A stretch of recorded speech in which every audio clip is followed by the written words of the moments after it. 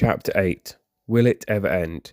So, I hope by this point you've had a break, you've had a tea, a coffee, you've gone for a walk, whatever it is, or maybe you've listened to the last chapter a week ago and you're now on this chapter the following week. However it works for you.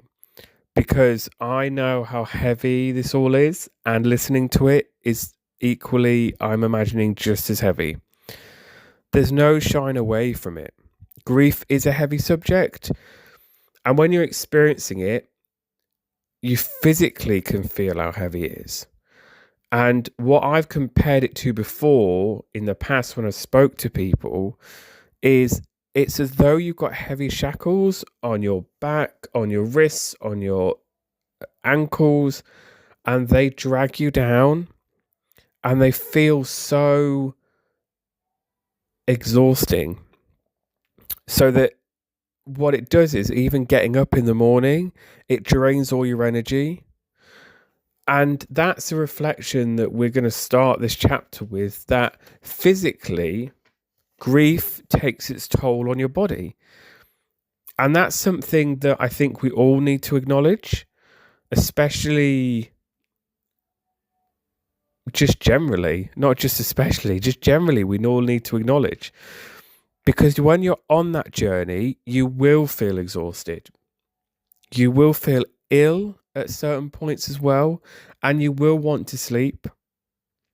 Because these are all valid and important parts of the journey. Now, it could be that some days you just want to curl up in bed, you don't want to see anyone, and you want to just shut the world out. This is okay to do, because especially at the start of the journey, that's what it does. So you've got to give yourself that compassion, that sometimes it's okay to do this. And I emphasize sometimes because I'm one that always advocates and writes about mental health. So if you're finding that actually this is starting to really impact your day to day and you feel like you just can't do anything because you are having such a low mood from grief, because it does that to you, then please reach out and ask for help. So by this point on my journey, I was 22 years old, and I was 10 years into this journey of grief. And that was 10 years of trying to make sense that so many people I knew and my family knew and my friends knew were gone. And again, like I was explaining about that heaviness, it felt really heavy because there was such a turmoil of emotions that I didn't know what to do. And at this point, in my early 20s, I didn't utilize my reflective writing as much like I do now. It was only starting to be discovered in little increments. So instead, I remember I was trying to push it all to the back of my mind in terms of the grief. I was trying to just hope if I pushed it enough, I could just leave it there and I could run from it. So I began to draw. I wrote some things in notebooks, and I delved into the world of glitter and sparkles. I really tried to keep running. And you'll find out later on in this chapter that doesn't last. But at the time, I thought it would. So I got old t-shirts and I covered them in feathers, and I lathered on my face heavy highlighting glitter. I look back at it now and look back at that time with a sense of really, but also a sense of compassion, because it was me self-imploding. I was trying to shake the young boy who was confused and angry out of my subconscious. I was trying to confine him to history. I was trying to make all this loss just not happen and convince myself that there was no more to come and I'll be fine. Though once again, death had other plans, other ideas, and another person in my life passed. It wasn't sudden and it wasn't unexpected.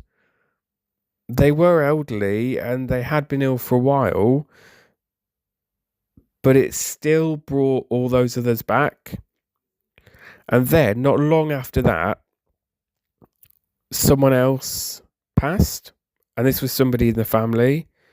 But just as before with another family member, it's someone that I wasn't close to much and didn't really have much of a relationship. But because it was sudden and unexpected for other people in my family, I suppose for me as well, even though I didn't have much of a relationship, it was still sudden. It was still this shock of somebody that you related to suddenly died unexpectedly. It brought back to my mind only a year before when we very suddenly and just incomprehensibly lost that close family friend. So all those feelings resurfaced, and they resurfaced harder than before. And there's a vivid memory from this particular point after this second loss in this year at the age of 22 that I remember. Myself and my brother, we were sat in our parents' kitchen on the countertops. It was a dark evening, it was cold, and I'm sure it was around autumn time. Very similar to a year before when we had that sudden loss and we were out for a meal. And one of us, I don't know who it was, said, "So, who do you think's next? Who do you My words are getting jumbled. See? Nothing's clean cut, nothing's smooth, things get bumpy. I'm going to start that bit again. And one of us said, I don't know who it was, "So, who do you reckon's next?" Now, I know that sounds awful, and you may be thinking when you're listening to this, how can you say something like that? How can you almost think like that? But that takes me to another reflection. Grief is handled by everybody in very different ways, and each way is valid, as long as you're not hurting yourself or those around you intentionally. And if you're hurting yourself or those around you unintentionally, that's when maybe you need to look at getting some support.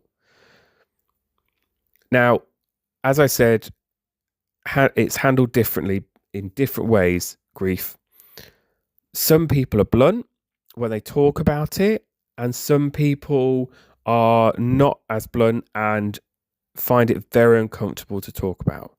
And your journey is your own journey. I'm not here to dictate how you should do your journey. I'm here to help you along that journey and give you perspective and advice. But with my family, it wasn't shied away from. And partly this was a way of us all coping.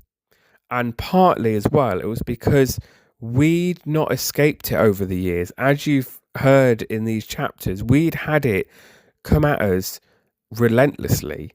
Now, I know as well, death is natural, it happens, and that is as part of life, and we can't escape that. But it just felt like we'd had it non-stop. So here we were, my brother and I, sitting in our parents' kitchen, using this bluntness because we were trying to make sense of it. We were trying to make sense of this constant, wicked, and this seemingly endless journey. And we were asking ourselves a really important question. We were asking ourselves, even though we knew what the answer was, we were asking ourselves, will it ever end?